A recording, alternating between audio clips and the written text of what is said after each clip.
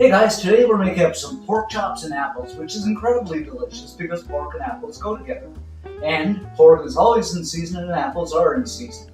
But I've got to go and dig up some apples. So maybe there's some on the property or I might have to go to the store. I don't know. I'll figure something out.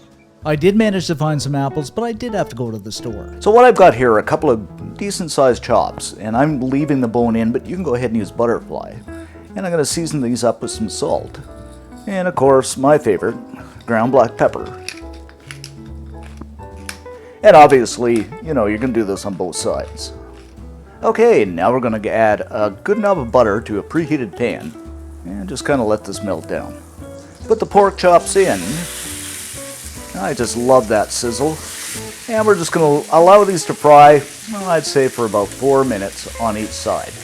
Now I'm saying 4 minutes, but it really depends on the thickness of your pork chop. Speaking of pork chops, why was the pig kicked out of the football game? For playing dirty. Now they're cooked up nicely.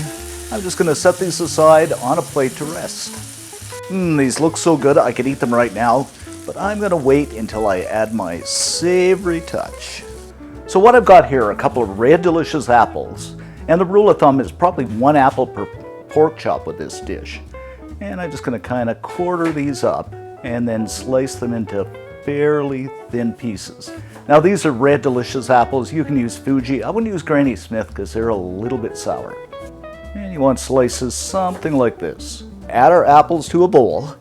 Now we're going to add in about 1.5 tablespoons of brown sugar. You can add more or less depending on how sweet you want it. And about 1/2 teaspoon of cinnamon. I'm just going to take my wooden spoon and give this a mix until the apples are covered.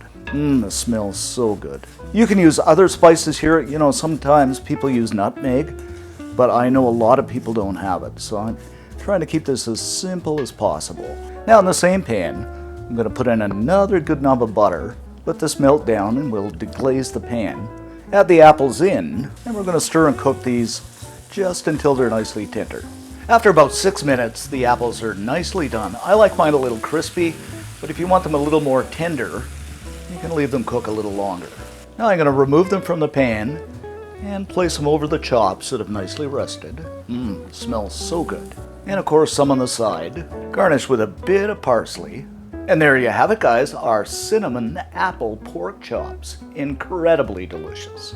Oh my goodness, guys, this is so good. The pork is done perfectly. The bit of crunch to the apple, the cinnamon and sugar shines through. Just a perfect combination.